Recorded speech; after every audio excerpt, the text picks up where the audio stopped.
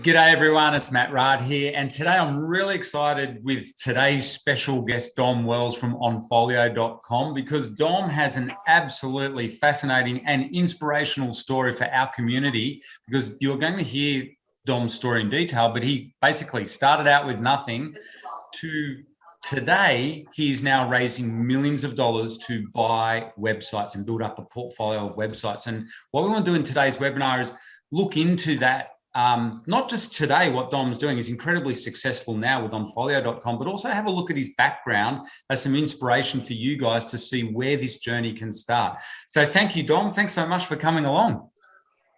Yeah, thanks a lot for having me. I'm looking forward to it.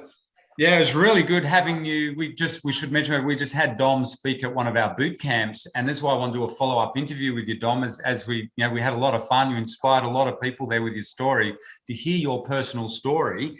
But just in a nutshell, and just to have a quick chat about what you do today with onfolio.com, and then we'll go back in your story. But where are you at now with onfolio.com? Because you're buying and selling websites, aren't you? Yeah. We to date we've raised about $4.5 million US, and we use that money to basically buy online businesses. So some of them content websites, a couple of e-commerce, some courses, communities, and the idea is we want to buy and hold and create an online Berkshire Hathaway type holding company. So yeah, that's what we're doing now. Awesome. And then with that, so you bring on board passive investors. Is that part of the plan? And you give them presumably a return each year? Well, that's how we started out, but we're actually hoping to take Onfolio public later this year. Wow. So it's 2022, whenever people are watching this. So then investors would just buy our shares and hope that the share price appreciates over time. Wow. So that's a big start. So in our community, we've got a whole range of people in their journey. We've got advanced people, we've got intermediate and total beginners. And we also have a range of people, like we've got a lot of ex-professional real estate investors, for instance. We also do have a lot of people who are trying to bootstrap their buying and building websites and building up a portfolio of money-making websites. So for you look at your success now, where you're at, raise millions of dollars, possibly going to an IPO, which is listing on the stock exchange, to buy websites, which is seriously impressive. Was it always like that, Dom? That's the bit that I think our community probably wants to. You probably don't look back at those times, but how long ago did you start with website? Or actually, what's your background? What's your original background? Yeah, I mean, okay. So my background was in media. So I studied media at university back in 2003, graduated 2006. And in 2008, I moved to Taiwan to teach English. And, up until this point, I don't think I had any entrepreneurialism in me. Or if I did, it was buried deep down. I thought, okay, if you want to build a business, you need to study business in sixth form. You need to do an MBA and all those things, or you need to be a genius like Steve Jobs or something. And so, I just wasn't on my radar at all. And then at one point, I read the Rich Dad Poor Dad books. I read 4 Hour Work Week, and what they taught me was not so much a blueprint of how to succeed, but they just made me realize that anyone can succeed if they just learn. So you just have to start reading. I mean, Rich Dad Poor Dad, he just wants you to buy more of his books, but the the general message I got was, if I keep working at this for 5 years or 10 years, I can get somewhere. And this was in 2012, so it was exactly 10 years ago. And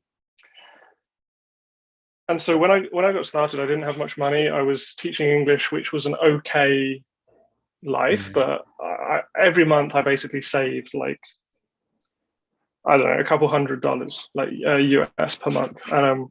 So I didn't have many savings. And I discovered affiliate marketing. So I was basically very bootstrapped. You know, I was in debt and I couldn't spend any more money, and so I just sat down, and all I had was time. So I would write articles, I would watch videos, I would learn SEO. And, you know, bit by bit, I started earning a bit of money and paying off the credit card, and reinvesting in better website design software, stuff like that, and then slowly building a team.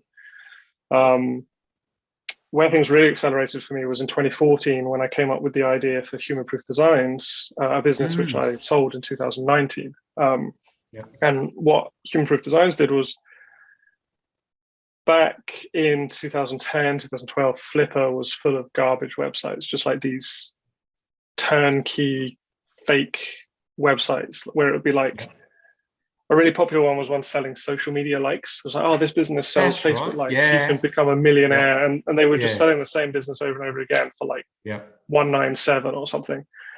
And so I said, well, why don't I create actual like starter affiliate sites? And there's loads of businesses now that do this, like Human Proof Designs does it, Niche Website Builders does it, a couple of others. And Human Proof Designs, really, we were the first ones to do it, and the others, they either copied us or they just had the same idea. But back then it was fairly unheard of. So I started blogging how to succeed with affiliate marketing. I was by that point making a couple of grand with my own website. So, you know, I was like, I'm making a bit of money. Here's how you can get started. I can build you some sites. And, so we just started doing this service, and that was really what changed my life, because by 2016, I think we were doing about $1 million in revenue a year. So I was making a couple of $100,000 a year. From like my first 18 months, I didn't even make $1,000 in a month, you know, and so it's like very, very slow in the beginning, but I'd seen enough sales trickle in to teach me that, like, if I can make $500 in a month, maybe I can make $5,000.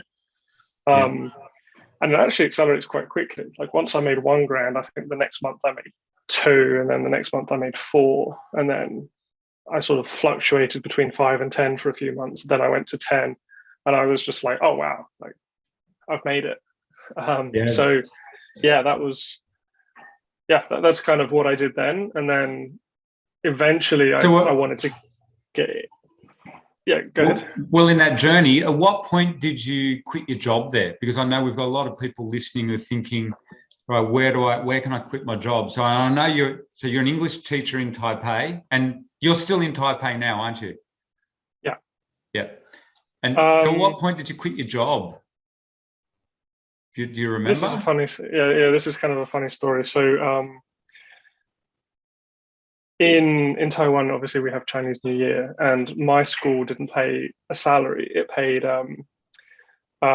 just hourly. So if I didn't have any classes, I didn't earn anything. So Chinese New Year was always a rough month, especially as if it was in February. There's another public holiday in February in Taiwan, and my wife's birthday, and Valentine's Day. So it was a pretty expensive month, and I didn't earn anything. And so I think February 2013 either February 2013 or 14, I basically made like no money that month. And I had been trying to build my online business for about 6 months.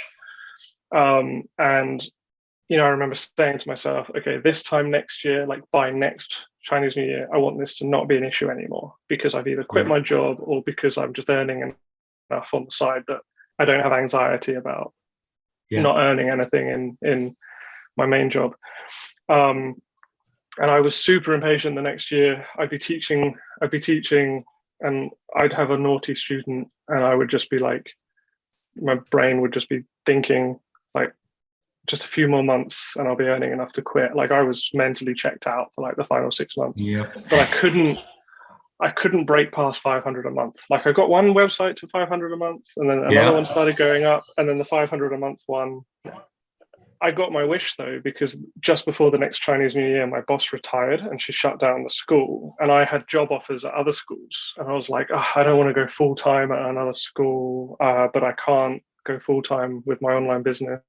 there wasn't Awesome. this big, oh, I'm going to quit my job thing. It was like a transition where I went from full-time to part-time to very part-time. Yeah. And then it was weird because then I started earning like 5K a month, Yeah. and I didn't need to teach anymore.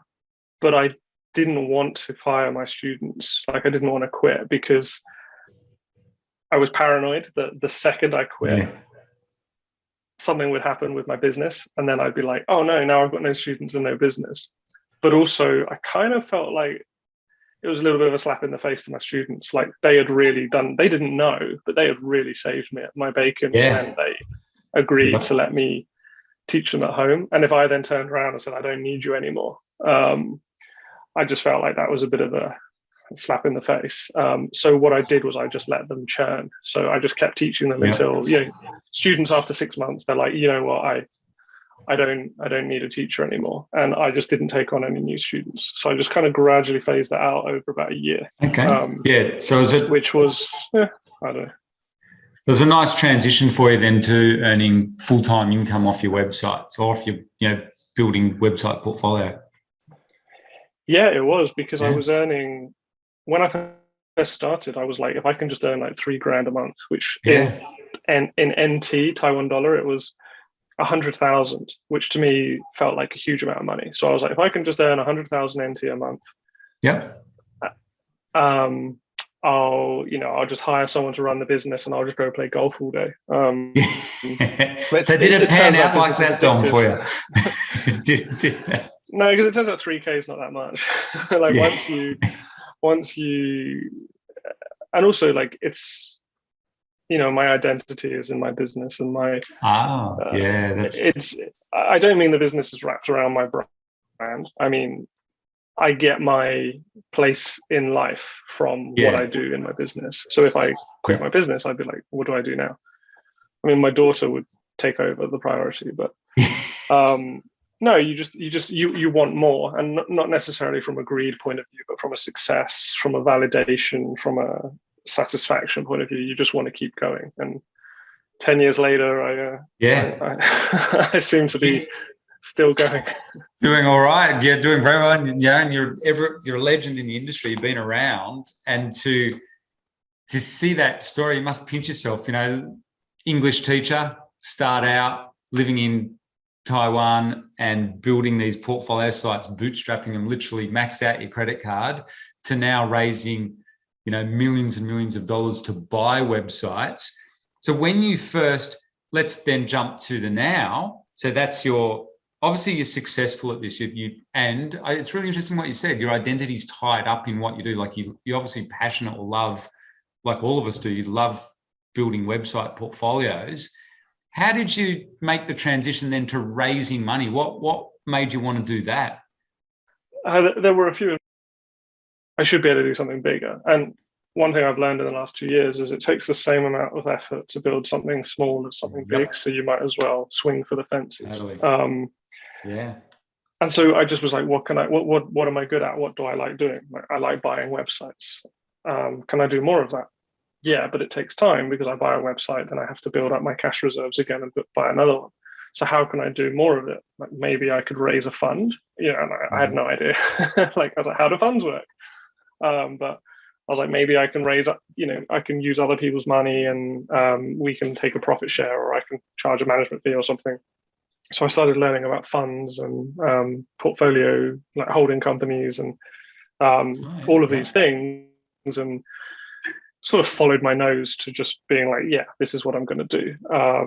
And I decided against the fund structure, but the vehicle's the same: raise money and like buy websites, and investors get a decent return, hopefully. And yeah, it allows me to build that substantial thing that justifies all the effort. And the sort of sites that you guys are buying, what do you mainly focus on now?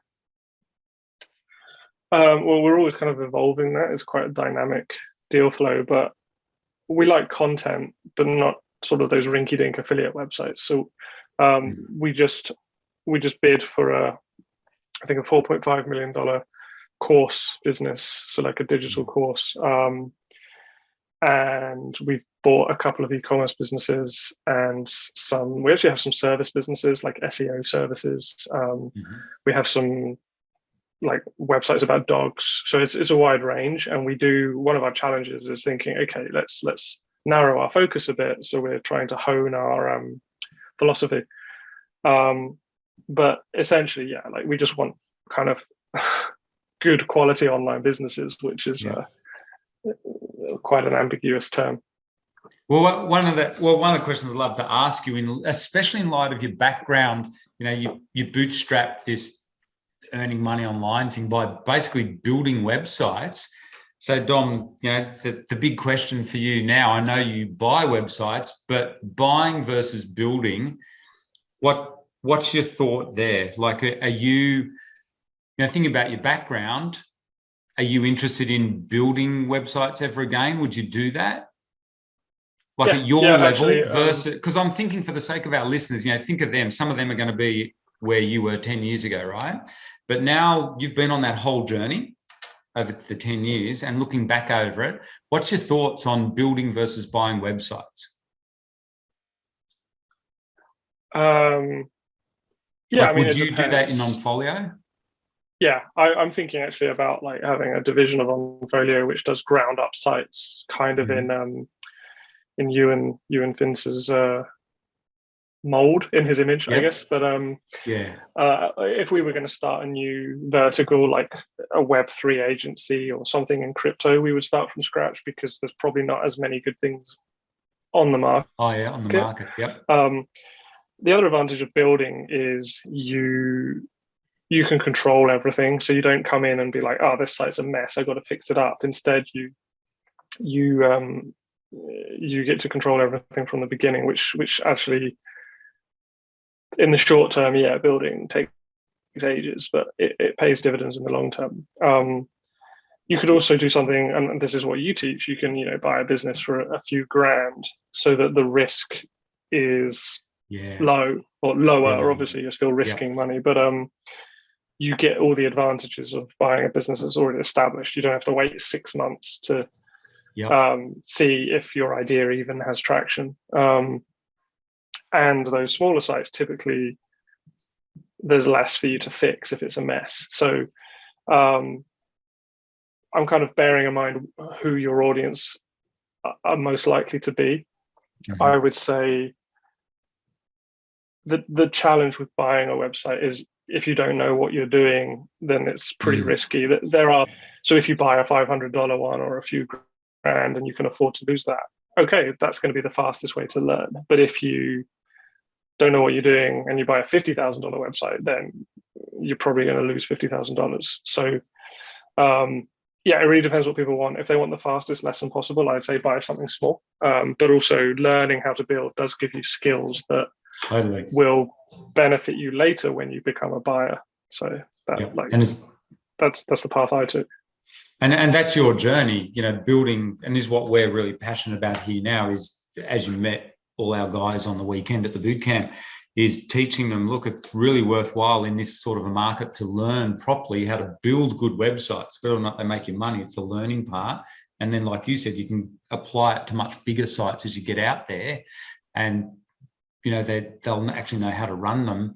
And for you I'm just interested with Onfolio, in terms of business size that you'll buy, how small do you go? Are you I'm just thinking for people in our community, because there's a number of them that have got good 6-figure style websites, or some of them have got sites worth 50 to 100 grand. Some of them have got sites worth a lot more than that. But do you ever buy sites off people like that at a smaller level? Like, how small would you go down to in a deal? It really depends. So it depends on the niche and the circumstances of the site. Like, we might go down to that level, but typically the P&Ls and the profit margins work better the bigger we buy, because they just have more of their expenses built in. But it really depends. Like I said, if it's a new niche that we want to enter, or it's actually related to an existing niche, then we're kind of less concerned with the price, I guess, and more like, okay, does this add value to our existing portfolio? But yeah, so we would consider it, I guess, but typically we buy 500,000 and above. Okay. So it just depends on, if there's a compelling reason for us to go lower. And one of the other interesting questions that I think we talked about on the weekend with you was, obviously in our community, we're training a lot of people who are really good at building websites or renovating them or fixing them up and improving them. And basically they're learning the skills of building a team and being what you call an operator. So I'm interested in your organization at your level. Is that a big thing for you, finding the right operators, and how do you go about that? Because, when you're raising millions of dollars, presumably you're not the one running these websites yourself. You've got a team of operators, I'm presuming. And also, if we look at what's in it for those operators as well, how do you attract someone to run, multiple businesses and stuff? Yeah. I actually just tweeted today about how the better I get at business, the worse I get at SEO, because I've sort of abdicated that responsibility to other people now. So I'm definitely not the one running these businesses. And how do I attract people? It's this thing, we talked about it, I think, at your boot camp, and people in the audience definitely were like, why would anyone want to work for you if they have built these skills for themselves? And I get that, Say they get it to 6 figures. That was the question, wasn't it? Say that they're successful with this, they're making 10, 20 grand a month off their websites. How do you attract someone like that? What's the attraction to them to come over to you? The ability to do something bigger. For some people, if you can get a website to $100,000 or 200,000 value, maybe you're making 5-10K a month. Why do you need to work for me? I would say most people don't, but some people want to do something bigger without necessarily having the entrepreneurial stresses that come along with it. Like, maybe they want to just focus on running a portfolio of websites, but they don't want to deal with paying freelancers, or they don't want to deal with the insecurity of running a portfolio when it's also directly responsible for your salary. Maybe people have been burned by a Google update before. Maybe someone doesn't have SEO skills, they've got business skills, and they want to run a portfolio. Maybe they think, wow, Onfolio is doing something cool. I can get shares in a public company while they're still cheap. I'm going to come and join. It turns out there's actually more people in the world who want to be employees than there are people who want to be entrepreneurs. And a lot of people start out being an entrepreneur, and then they go, actually, you know what? I'm ready to. It's kind of lonely being an entrepreneur. I'm ready to throw in my chips with, some other people who are doing something awesome. So I've actually been, I went into this being like, man, I need to hire operators. That's going to be impossible because of what we just said. But I'll post some jobs and see what happens. And the more Onfolio has gained prominence in the space, and the more it's kind of a self-fulfilling thing where the larger the team grows, the easier it is to attract people, because talented people, their peers are talented people as well, so they attract people, and B, it's not just like, oh, I've got to go work for this Dom guy. It's like, wow, look at that company, they look like they have fun. I'm gonna join them. And so,